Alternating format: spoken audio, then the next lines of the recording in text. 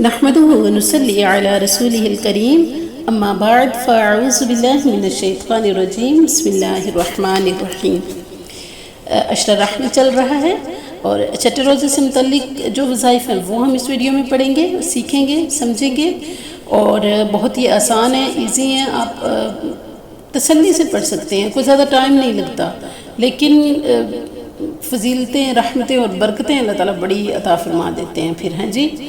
تو رمضان المبارک کا جیسے میں نے آپ کو پہلے بھی بتا چکی ہوں، رمضان المبارک کا یہ پہلا عشرہ ہے اور پہلا عشرہ عشرہ رحمت ہے جی۔ تو آتے ہیں اپنے وظائف کی طرف آج کے جی۔ نماز فجر کے بعد ہم 21 مرتبہ پڑھیں گے بسم اللہ الرحمن الرحیم۔ نماز فجر کے بعد 21 مرتبہ پڑھیں گے بسم اللہ الرحمن الرحیم۔ نماز ظہر کے بعد ہم 3 مرتبہ اللہ کے تمام اسماء الحسنہ پڑھیں گے، ٹھیک ہے؟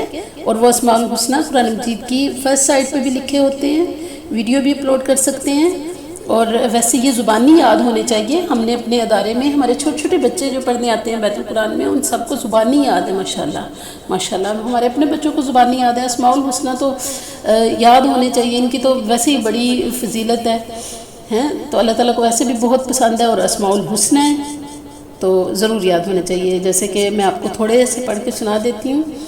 نسألک یا من هو اللہ الذی لا الہ الا هو الرحمن الرحیم الملک القدوس السلام المؤمن المہیمن العزیز الجبار المتكبر الخالق البارئ المصور الغفار القهار الوهاب الرزاق الفتاح العلیم۔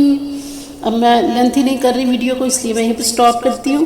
تو 99 اسماء الحسنہ 3 مرتبہ نہیں تو آپ 1 مرتبہ بھی پڑھ سکتے ہیں جی۔ اس کے بعد نماز عصر کے بعد آپ 7 مرتبہ پڑھیں گے وَشِفَاءٌ لِمَا فِي الصُّدُورِ وَشِفَاءٌ لِمَا فِي الصُّدُورِ۔ اور نماز مغرب کے بعد آپ 3 مرتبہ پڑھیں گے یا الہنا وَإِلَٰهَ كُلِّ شَيْءٍ إِلَٰهًا وَاحِدًا لَا إِلَٰهَ إِلَّا أَنْتَ۔ یہاں پہ ضرور رکیے گا واحدہ پہ، ٹھیک ہے؟ دوبارہ پڑھتے ہیں، ایک دفعہ دھیان سے سن بھی لیجئے گا، ساتھ انگلی بھی رکھیے گا اوپر، ٹھیک ہے جی؟ یا الہنا و الہ کل شیء الہا واحدا لا الہ الا انت۔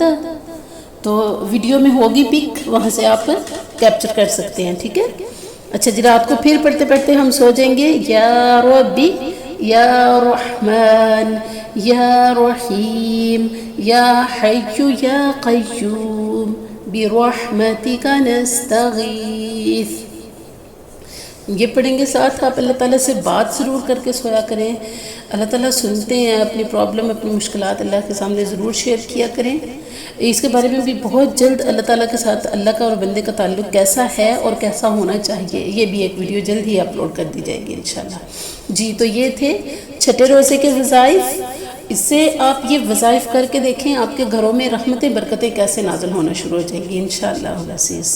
بہت شکریہ، والسلام علیکم ورحمۃ اللہ وبرکاتہ۔